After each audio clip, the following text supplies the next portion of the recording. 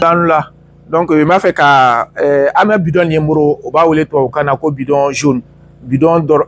neremugulama. Donc, bidon ni a konono jimi ba konon, on va le oula ko aloe vera.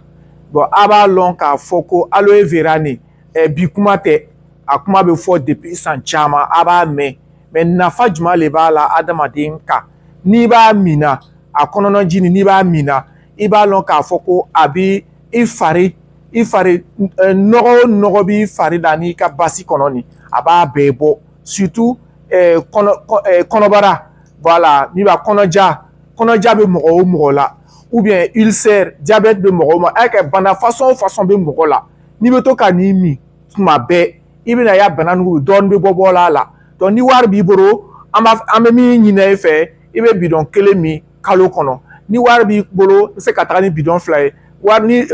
ni moyen b'i fɛ se ka taga ni fɔ bidon saba ye kalo kɔnɔ minnu bɛ se wari bɛ minnu fɛ fana an b'a conseiller mais même ni bidon kelen de tere kɔnɔ i bɛ bama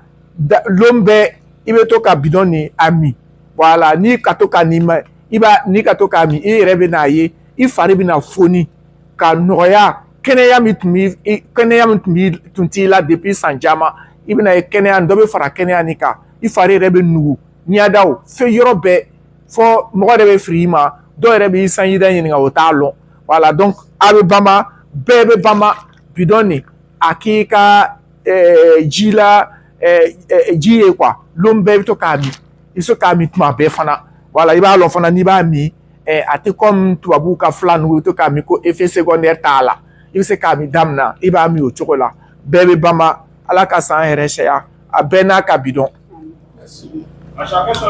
à chacun son bidon voilà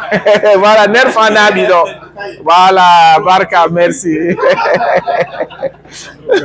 merci